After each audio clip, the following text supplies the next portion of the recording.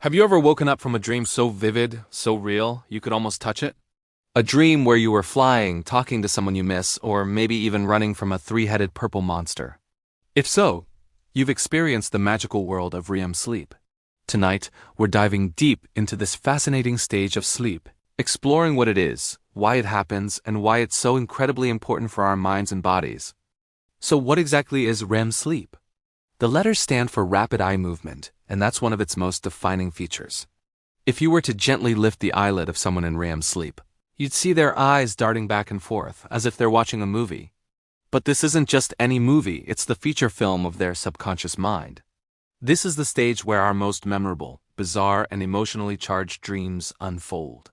But it's not just about the eye movements. During REM, our brain activity skyrockets. In fact, if you look at brain scans, the patterns during REM sleep look almost identical to when we're awake, alert, and actively thinking. It's like our brain is running a full-scale simulation. This high level of activity is why our dreams can feel so complex and story-like. Your brain is firing on all cylinders, creating worlds, characters, and entire narratives from scratch. Now here's where things get really interesting. While your brain is having this wild party, the rest of your body is basically on lockdown. A mechanism in our brainstem sends signals to our spinal cord that temporarily paralyze our voluntary muscles. This is called muscle atonia, and it's a brilliant safety feature. It prevents us from physically acting out our dreams. Imagine if you were paralyzed while dreaming you were fighting a dragon or scoring the winning goal in a championship game. You'd be thrashing around, potentially hurting yourself or anyone sleeping next to you. So this temporary paralysis keeps us safe and sound while our minds go on incredible adventures. This is also why sometimes you might experience sleep paralysis, that brief, unsettling moment when you wake up but can't move. It's usually just your brain waking up a few seconds before the paralysis signal has worn off.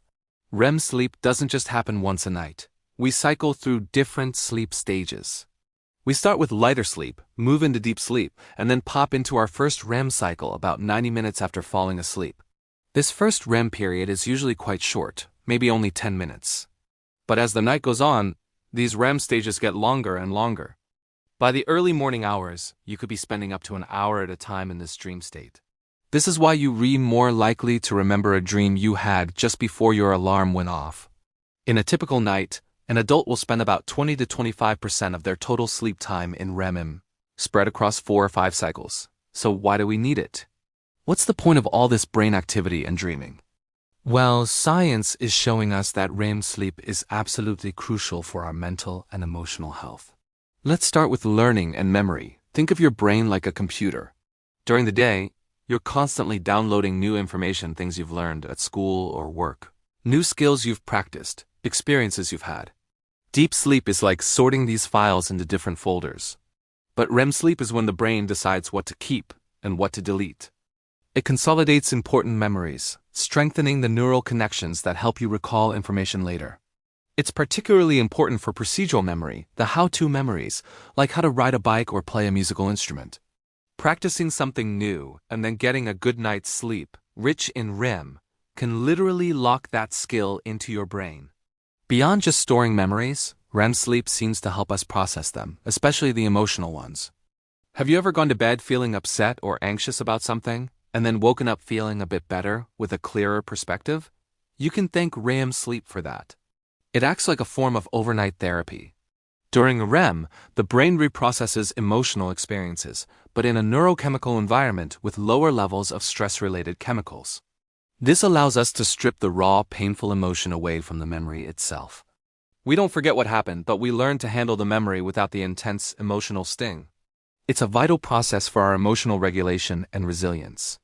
Without enough REM, we can become more irritable, anxious, and emotionally reactive. Another fascinating theory is that REM sleep helps us with creative problem solving. Because the brain is in this hyper-associative state, it can make connections between seemingly unrelated ideas. It's thinking outside the box, literally. Many famous discoveries and artistic creations have been attributed to dreams. The structure of the benzene ring came to a chemist in a dream about a snake eating its own tail. Paul McCartney famously said the melody for Yesterday came to him in a dream. This isn't just a coincidence. During REM, your brain is a master at finding novel solutions that your logical, waking brain might miss. What happens when we don't get enough REM sleep?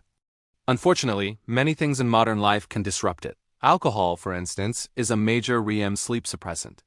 You might feel like a glass of wine helps you fall asleep faster, and it does, but it significantly reduces your REM sleep, especially in the first half of the night. Certain medications can also interfere with it.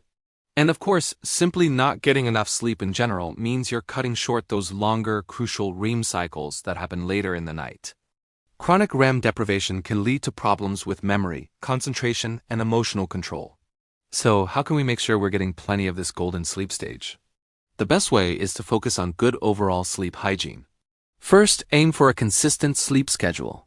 Going to bed and waking up around the same time every day, even on weekends, helps regulate your body's internal clock. Second, create a relaxing bedtime routine. Dim the lights, read a book, take a warm bath, anything that signals to your body that it's time to wind down.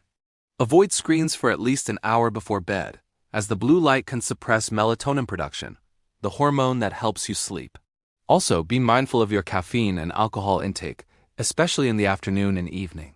And finally, make sure your bedroom is a sanctuary for sleep, cool, dark, and quiet. REM sleep is so much more than just a time for weird dreams.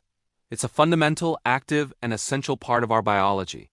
It's our brain's nightly maintenance crew, sorting our memories, healing our emotional wounds, and even sparking our creativity. The next time you wake up from a wild dream, don't just dismiss it. Take a moment to appreciate the incredible work your brain was doing while you were asleep. You were learning, processing, and preparing for the day ahead. So here's to a night full of healthy sleep and sweet, productive dreams. Thanks so much for joining me on this journey into the mind. If you found this interesting, don't forget to like this video and subscribe for more deep dives into the mysteries of our brains and bodies. Sleep well.